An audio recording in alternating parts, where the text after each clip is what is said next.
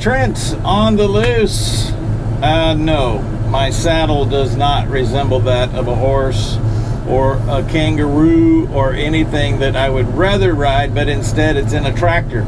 Is this a tractor, Dave? This is a tractor. This is a JCB tractor, actually, ag tractor. It's capable of 43 mile an hour and... Time out.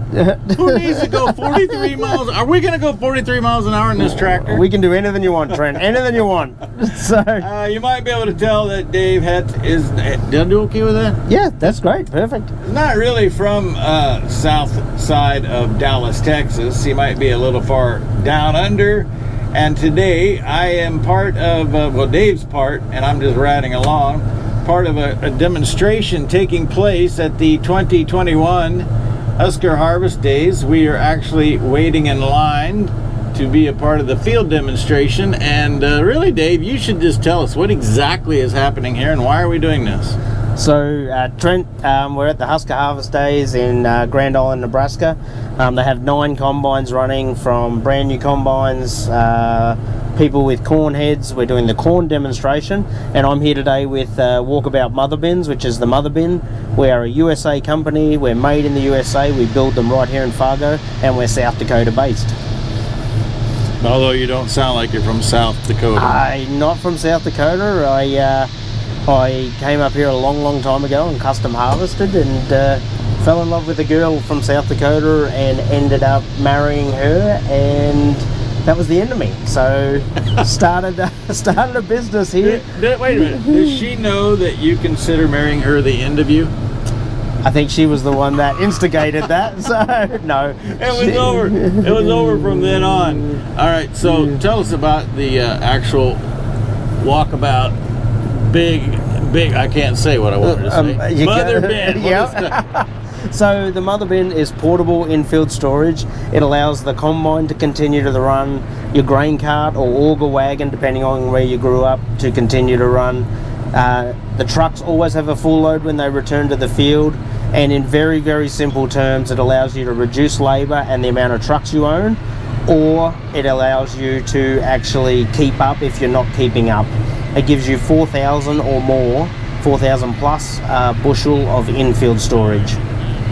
4,000 bushel on wheels, literally. Yeah, so it sits on its wheels. It's movable while partially loaded. Like if you have 1,000 or 1,500 bushels and you would like to change approaches for the trucks or shorten your grain cart cycle, you're able to do that. We also have the ability to blend grain with it. The front and rear flow gates are... Should we show who's calling you? I don't know about this. Let's see what this says here. Yeah, wife. Okay, that's probably enough of that. Yeah, the one who ended it all. Yeah. All right. So, she knows. She always knows what I'm talking about her. I think that's what happened. So, wait a minute, you have a GPS on you? I might. No, she's awesome. So I want to get back to something that is. I don't think even I have the real appreciation for this, because I'm not a crop guy. I'm a livestock guy.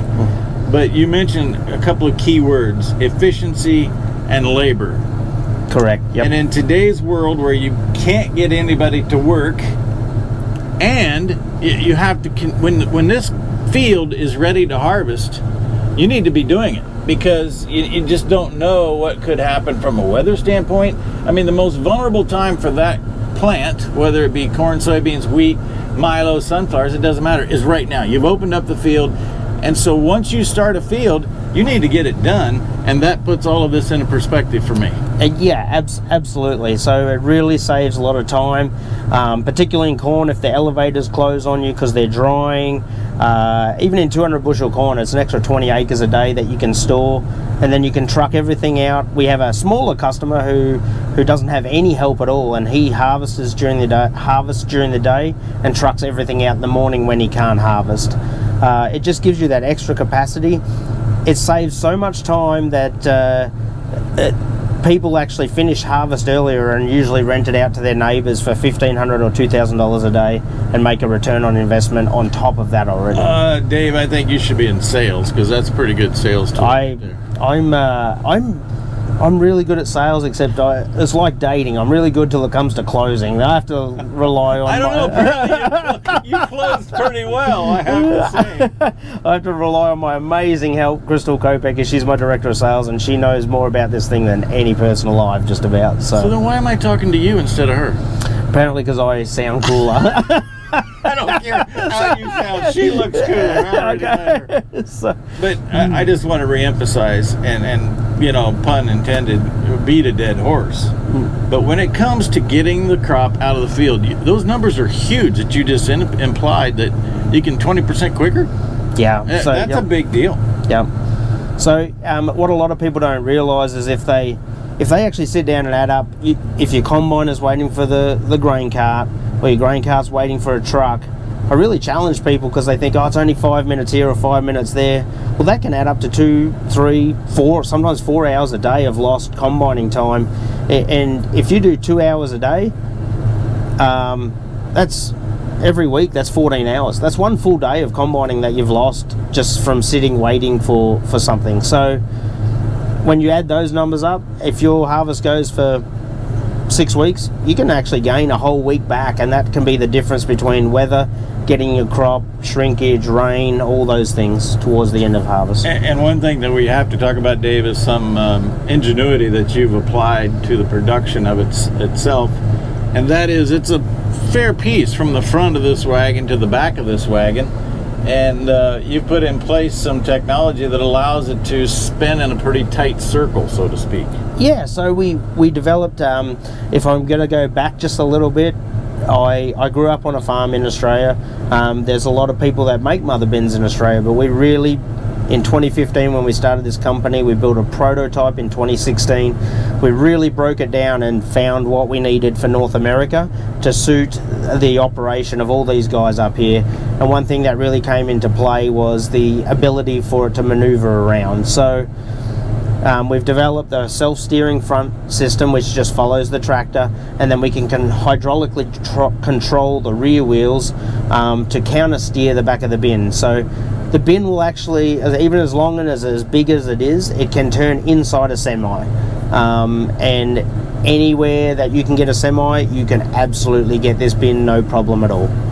I think it's about time for the race to begin. We've been sitting here waiting for these combines and wagons to head out. In fact, they are headed out across the field over there. We'll be moving. We'll take a break. We'll come back with more Trent on the Loose from just outside of Grand Island, Nebraska. I'm Trent. He's Dave. More after this.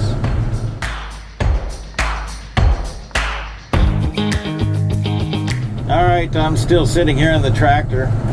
This is why I don't like to farm crops. You just sit. That's all you do. Sit and push buttons. Hang around. Dave. We never do anything. Just push buttons and have. You might as well have a cooler in here. Usually I do, but I wanted to show a little decorum for today. But yeah. What's that beer in Australia that everybody VB beer? VB Victoria Bitter. Yeah, that'd be great. Yeah, it depends. Up north they like the old 4X though, and then. But and Emu Lager, I think, out in. I have not had an Emu Lager. You haven't? That's Western Australian beer, so I'm surprised you haven't had that. I'll be darned. Maybe it's just been too long. I was in Western Australia, Perth, and Denmark. You ever been to Denmark? I have been to Denmark. Yes. Yeah. Yep. In 2015, that was my last trip. Mm-hmm. By the way, it's a little tough for you to go home. It's a little bit of a mess over there right now. I haven't seen my family since Christmas of 2018. And at home, and usually my mum and dad, because my dad loves this stuff, growing up on a farm, and we still have a farm, so he usually loves coming out and helping me once or twice a year, and yeah, it's been a bit rough on everybody. So actually it was your father who contacted me to said, Trent, could you go do a piece with Dave, because I don't think he's really doing anything over there. I would not put it past my father. If you met my father, I wouldn't put it past him. All right, we're gonna load this truck here. So I'll show Trent that we can actually load a truck here and only have the truck move one time. So if the truck driver is wanting to load himself, he actually I can load the full front of the trailer and then have him, and then jump out, move the truck one time and load the back. And again, it comes down to the less movements, the better, and the more efficient you become. So, and once again, just every single aspect of this is about labor savings and doing it as efficiently as possible. Right? I will try not to embarrass myself and spill. Oh, what if I capture you spilling grain? I'm sure that is probably what's going to happen. Your dad will be calling you directly. Yeah, he will be calling me directly. Yeah. It's a bit windy here today in Grand Island, Nebraska, and that's by design. See, a lot of people put all of that corn dust right in their bins. Here in Nebraska, when you unload a Mother bin into the truck, you sift it out. You see that happening, Dave? Yeah, that's another feature of the Mother bin. We have an extra tall auger, so if you are sitting it in the ditch, you can reach on the road. Time out. You have just now incorporated that into your marketing strategy. How good was that, though? Yeah, but it also causes for you to have a greater opportunity for spillage. That's what I'm worried about. Yeah. That corn's worth $5 a bushel. I know. All right, so back to the mechanics of this. Pretty simple. You just sit here and run a button. Pretty much. The spout is 4-way, so I'm about to move the spout up here. If you want to see, I just have 2 hydraulic controls. I've actually got there. I'll open it up a little bit more here. So I actually have a monitor up here too, Trent, so I can see in the trailer without looking. That's the thing about today, and particularly in agriculture, you're able to monitor everything. You got a camera on the back, you got a camera on that unloading auger, and that's pretty handy how you're able to hydraulically move the end of that bucket. Yeah, and that allows me to get a full truckload in the front here, and you missed me spilling some, so perfect. So I knew when to pull it away. Actually, I was wondering how you were going to fill half of this truck without moving, and now I fully see when you tip that forward bucket. Oh, there's like 12 kernels just bounced off of that. Yeah, the little rope's catching me up.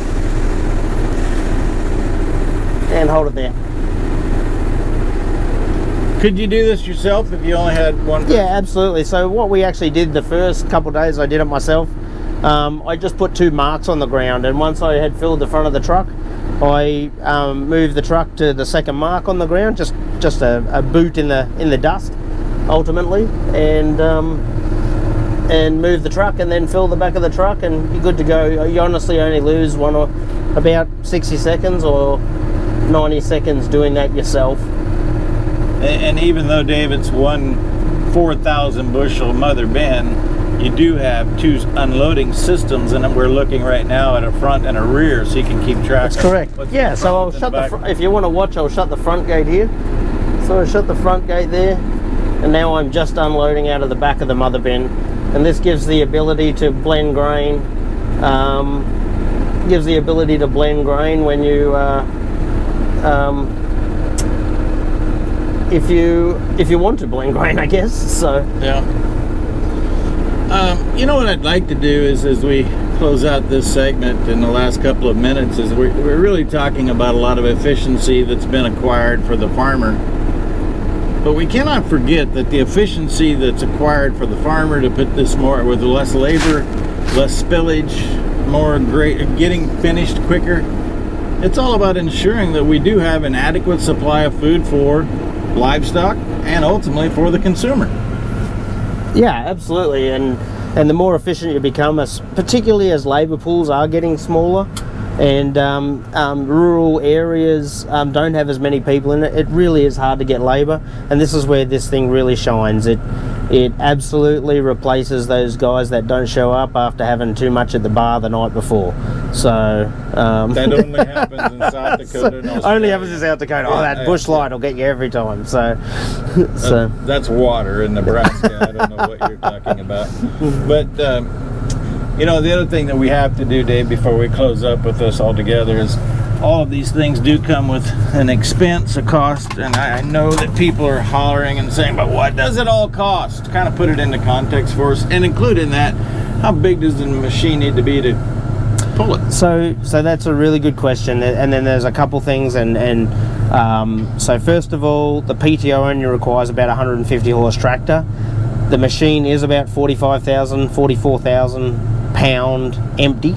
So, and like a grain cart, it does not have brakes. So we recommend a 200, 250, 300 horsepower tractor to drive it around. And that also ensures you have enough hydraulics to run the spout and the flow gates. The bin itself costs around 169,000, and a lot of people wonder if it's worth it. Not only about renting it at the end of the season, but even if you don't, this piece of machinery will pay for itself in 2 years, 2 to 3 years. And we actually have a little return on investment spreadsheet that if you did want to call Crystal and go through, or FEI. Wait a minute, this is not an infomercial. Don't be putting commercials in the middle of this. Okay, so Call Crystal if you want. Call Crystal now, but wait, there's more. There's more. Okay, well, the moral of the story is I think it would have been more exciting to be riding with these guys on the golf cart who literally look like they are racing. I thought I was getting in on a race. I'm not getting on any race, and we haven't moved at all. And really, the moral of the story, folks, that if as a kid you wanted to play video games all the time, just get in a modern tractor. That's all Dave does, play video games. Pretty much. All right, Dave.